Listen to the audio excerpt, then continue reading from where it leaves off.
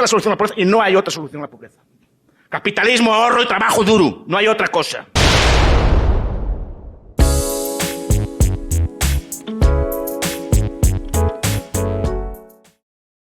A continuación le voy a mostrar un video donde el profesor economista y politólogo español Miguel Ancho Bastos da una conferencia en una universidad de Guatemala tocando puntos importantes y cuestionamientos que normalmente se le hacen al capitalismo, como por ejemplo si este es un sistema explotador. También toca el tema de la acumulación de riqueza por parte de las colonias y muestra las fallas de la teoría marxista, la relación entre capital y trabajo y una serie de puntos que son usados para denostar un sistema que suele ser comparado desde su forma más real con todos los defectos que éste conlleve, con un sistema ideal, en este caso el socialismo y o comunismo, y no con su versión real, la versión desastrosa que todos conocemos. Miguel Ancho Bastos hace uso de su peculiar estilo para dar una clase magistral, rompiendo varios mitos que se han creado en torno al capitalismo, como por ejemplo asociarlo al consumismo exacerbado, cuando justamente uno de los principios del capitalismo es el ahorro y la austeridad, y es en función a estos puntos que se puede crear bienes de capital, y este es el punto de partida de la generación de riqueza. Bueno, a continuación los dejo con parte de esta conferencia. Eso primero. El sistema capitalista, como dije yo antes, no es explotador. Por duro que parezca, le paga a cada factor de producción lo que los demás dicen que vale. Entonces, no hay ningún tipo de explotación. Si quieren, después entramos en el debate.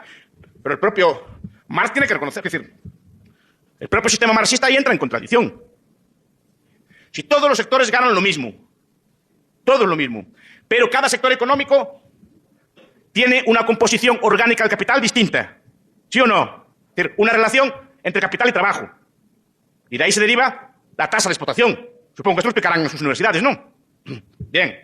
Cada sector, el sector eléctrico, el sector del seguro, el sector del textil, el sector del calzado, el sector del azúcar, cada uno tiene una composición orgánica del capital.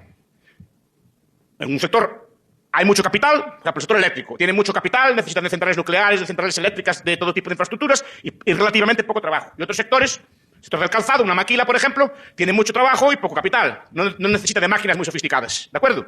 O sea, consecuencia, composición orgánica del capital distinta. Por lo tanto, tasa de explotación distinta en cada sector, ¿sí o no? ¿Sí o no? Sí, según Marx. Bueno, entonces la pregunta es si los deberes que van a llevar para casa son estos. A ver si lo resuelven. Porque los marxistas dieron un premio, Bernstein quería dar un premio que resolviera esta pregunta y no fueron capaces de resolverla. ¿Cómo? ¿Cómo? Con tasas de explotación distintas, el beneficio es el mismo. ¿Cómo? Con tasas de explotación distintas, el beneficio es el mismo. Porque el beneficio... Digo yo, y dicen los que son de mi escuela, obviamente, el beneficio por ahí se deduce que no depende de la explotación. Por último, el capitalismo es el único sistema, por tanto, que puede calcular. Puede calcular porque tiene un sistema de establecer precios, por tanto, puede establecer, y sobre todo, tiene un sistema de beneficios. Y los precios y los beneficios son como luces que nos orientan, son como faros en la noche, nos dicen, el beneficio alto nos dice, inviertan aquí, su capital tiene que quitarse donde gana menos hacia donde gana más. Y así está, es un proceso de perpetua evolución. El capital está siempre invertido de la mejor forma posible, si no hay restricción. Siempre está invertido de la mejor forma posible. Y los precios siempre reflejan toda esa enorme cantidad de información que hay detrás, ¿no? Todos los precios nos dicen qué hay que producir. ¿Cuánto hay que producir? ¿Cómo hay que producirlo? ¿Dónde hay que producirlo? ¿De qué calidad? ¿De cantidad? ¿Quién debe producirlo? ¿Obreros muy cualificados y de poco salario? ¿O obreros muy cualificados y de alto salario? Eso todo nos lo dicen los precios. Por lo tanto, se permite el cálculo. Y se permite un sistema racional de producción. El único sistema racional de producción. La alternativa es quedar en manos de un dictador que decida asignar los recursos de unos para otros. Estos son los dos sistemas. Ahora, ¿qué sistemas políticos favorecen esto o lo otro? No hay, eso ya con esto finalizo. Pues si quieren podemos entrar. El capitalismo en general es indiferente también a la forma, en el sentido de que puede prosperar pues, en autocracias, puede prosperar en monarquías. De hecho, probablemente las formas mejores para el capitalismo prospere son las monarquías del antiguo régimen o sistemas de este estilo. Después, si quieres, se lo explico. Puede progresar en democracias, puede progresar incluso en regímenes comunistas. Los países que mejor funcionan, que mejor desarrollan el capitalismo a día de hoy son países antiguos comunistas. Y así en ese aspecto sí que son positivos. Es decir, China está haciéndolo capitalistamente muy bien, Vietnam haciéndolo muy bien, en el este de Europa no digamos, los países más libertarios de Europa, más libertarios de Europa son los países antiguo-comunistas. Ninguno de ellos quiso volver al comunismo, por algo será, supongo. Y todos ellos son los que están adoptando las reformas más ambiciosas de Europa. Entonces digo, hay indiferencia de la forma. Lo que importa no es tanto la forma política como el compromiso del gobierno con los derechos de propiedad y el compromiso del gobierno con la libertad económica y entender un poco los principios económicos. En principio, cualquier forma de gobierno es indiferente. Ahora, históricamente se dio más en unos sitios que en otros. Y ahora les voy a dejar que me interroguen si quieren. ¿Cómo puede ser un sistema capitalista, o cómo puede influir, mejor dicho, en un sistema capitalista a reducir la pobreza? Digamos el caso de Guatemala. ¿De qué manera se puede ayudar a la extrema pobreza a salir de ahí bajo un sistema capitalista? Estamos acostumbrados a entender la pobreza al revés. De que el mundo sea rico y la pobreza sea una casualidad. La población humana vivió miles de años en situación de extrema pobreza. Y eran pobres Inglaterra, era pobre Suiza, eran pobre Francia. En Europa, hasta el siglo XVIII o principios del XIX, había una hambruna cada 20 años. Cada 20 años, con un agravante. Por ejemplo, cuando había hambres en Galicia, en mi tierra, y había comida, por ejemplo, en Alemania,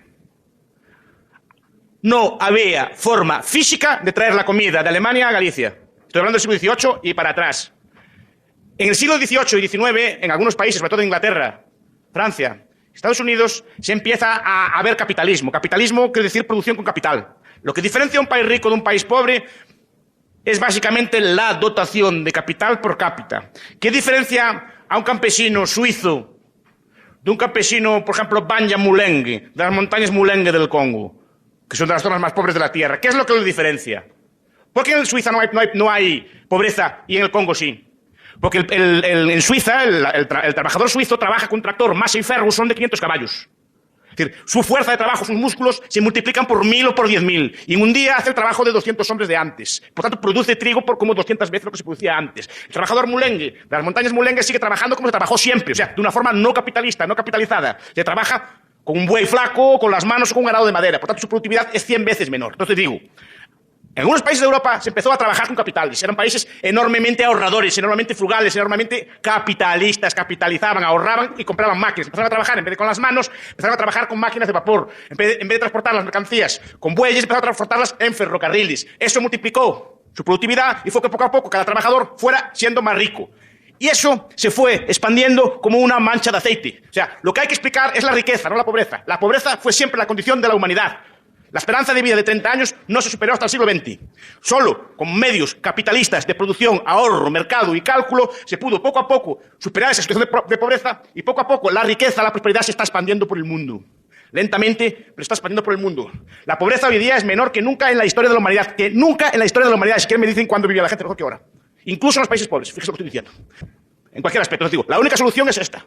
Ahora, el socialismo, miren, pongo un ejemplo. Miren, tenemos a Cuba. Cuba, año 1958. Pueden contrastarlo si tienen internet, en cualquier tableta o cualquier cosa así. Año 58, estadísticas de la ONU. ¿Saben qué renta tenía Cuba? La de Francia y la de Austria. Tenía el doble de renta que Italia y el doble de renta que España. En el año 58. Hoy en día, miren, pues sí, está compitiendo con Honduras por los últimos puestos. A ver cuál es el país más pobre de América Latina. Ese es el logro del socialismo. Cogen en cambio al revés. En el año 60, Sudán y Corea del Sur tenían exactamente la misma renta. Pueden contrastarlo también. Sudán siguió como estaba, Corea del Sur abrazó el capitalismo más o menos salvaje. Multiplicó la renta por 30 y el otro quedó como estaba. Ahora Corea del Sur tiene la renta de Italia o de España y Sudán sigue igual que estaba. Esta es la solución a la pobreza y no hay otra solución a la pobreza. Capitalismo, ahorro y trabajo duro. No hay otra cosa. En esta sección de preguntas notamos algo muy interesante, y es que básicamente se ponen de manifiesto una serie de premisas muy difundidas, pero erradas en torno al capitalismo.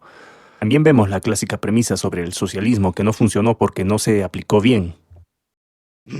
Yo también considero que el socialismo probablemente no pueda ser funcional, pero también hay que recordar que lo que hemos visto fueron experimentos de socialismo. O sea, el socialismo no se le ha dado la oportunidad o no ha podido desarrollarse a nivel mundial. O sea, es como la historia nos ha demostrado que todos los sistemas de producción tienen un periodo de transición. ¿Qué más periodo de transición? La URSS duró de 1922 a 1991, 69, casi 70 años. ¿Cuánto tiempo tiene Cuba desde 1959 hasta ahora? Saquen la cuenta. Bueno, esta conferencia se dio en el año 2012, me parece. ¿Cuánto tiempo lleva Venezuela, Nicaragua y los países europeos y asiáticos que tuvieron esos regímenes?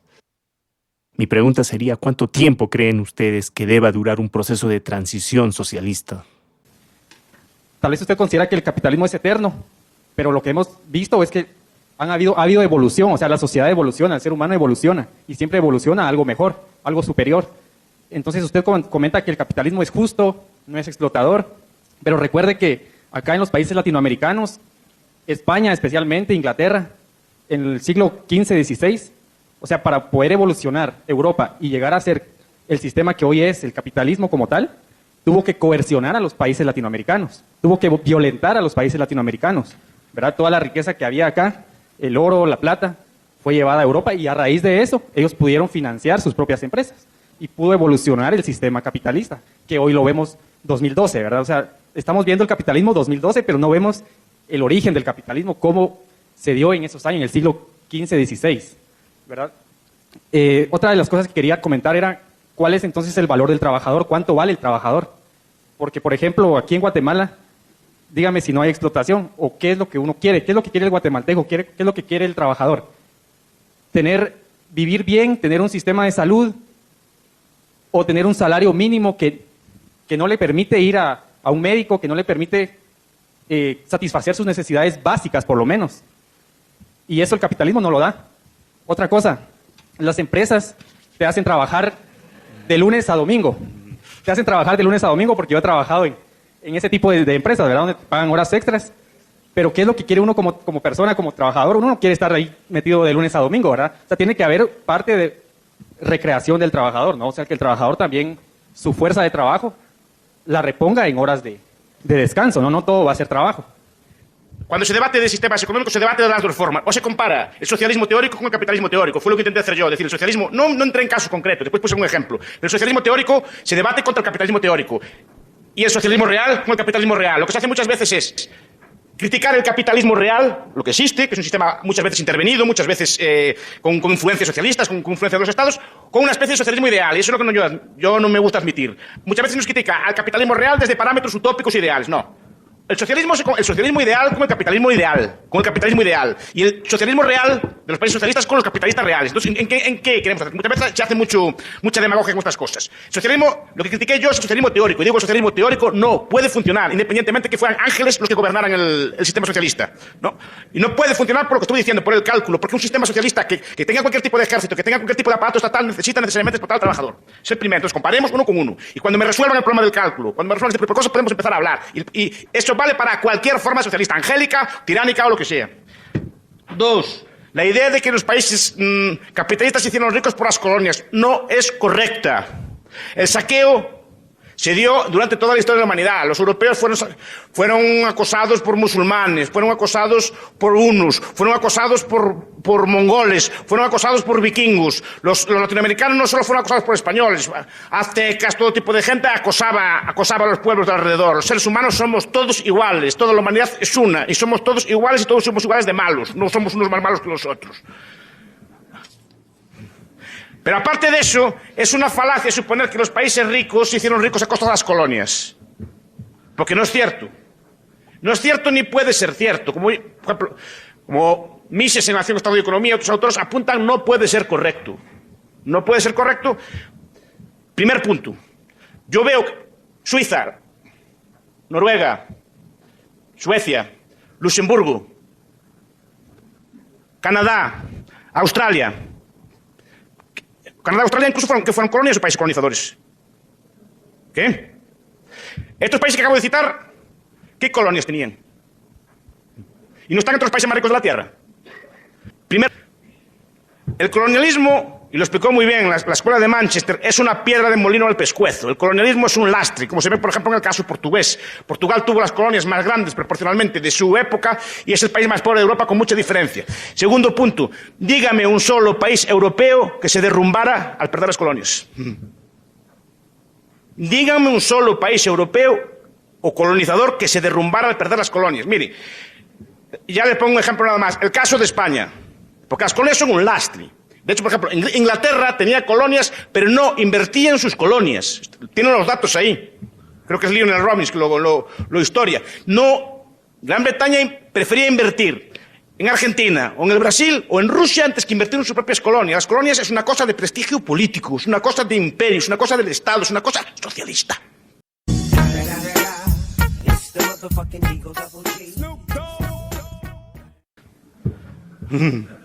Porque el socialismo también se da entre países socialistas, en el país socialista, Es decir, que hubo guerras también imperialistas. Pero aparte de eso, el colonialismo no da riqueza ninguna. El oro y la plata que se quitaron de América, ¿saben para qué valió? Para subir los precios en Europa. Para nada más. para nada más, para crear inflaciones de caballo en Europa y para financiar guerras, para nada más. No desarrolló ningún país europeo. De hecho, se desarrolló mucho más países europeos sin colonias que España con sus colonias todas que tenía. No le valió de nada, porque la colonia normalmente económicamente es un lastre. Y tercero, habla usted de los salarios mínimos. ¿Cuánto vale un trabajador? Mire, el trabajo, nos guste o no nos guste, es una mercancía. Ustedes mismos lo valoran como mercancía. Ustedes cuando escogen entre un taxi y un autobús están valorando el trabajo. De ese trabajador está diciendo si valoran o no el trabajo de manejar un carro o no. Entonces, ¿un trabajador cuánto vale? Vale lo que decide los demás que vale. Si eso cubre un mínimo o no, pues no lo sé. Usted hablaba de que el trabajo es duro. Yo no sé cómo era aquí antes. Yo sé, en Galicia, mi abuelo, que en paz descanse, trabajó de los 9 años. Desde los 9 años. Trabajaba en la conserva, en el campo, con los animales y cultivando la tierra, y desde los 9 años. Pero él no andaba a protestar. Y no había domingos, ¿eh? No había domingos. Mi abuelo nunca conoció un domingo. Hasta muy mayor conoció un domingo. Porque los animales comen todos los días. No sé si algunos de ustedes tienen antepasados en el campo, pero los animales comen todos los días y hay que cuidarlos todos los días. Y hay que ordeñar las vacas o lo que sea todos los días. No había descanso. Ahora, gracias a que la ahorró, gracias a que hizo cálculo económico, ya mi padre y yo ya pudimos trabajar de otra forma. Pero gracias a Dios lo agradezco. Pero aún así, mi abuelo, aún estando mal, cada día de su vida estaba mejor, porque veía que el país iba prosperando y que iba avanzando y que el sistema económico era el único que había. No quiso, si mi abuelo protestara que el sistema estaba mal, no arreglaría nada. Mi abuelo lo que hizo es agachar la cabeza, trabajar duro, ahorrar, y ese dinero bien invertido, con cálculo, derivó en la prosperidad más o menos que tenemos hoy en día. No hay otro camino. ¿Qué pasa? Que no es lento. Es lento. Es un proceso que lleva 50 o 60 años, no es mañana. El licenciado nos hizo saber los efectos positivos del capitalismo, pero quisiera que fuera más allá, en el sentido de que si solo miramos los efectos positivos de ese sistema, es como un espejismo, porque solo miramos lo que nos conviene o nos interesa. Entonces, quisiera que nos pudiera decir el otro lado de la moneda, porque ningún sistema es perfecto. Entonces, ¿cuáles son los efectos negativos que tiene el sistema capitalista? No tiene ni puede tenerlos. Me cae fácil responder.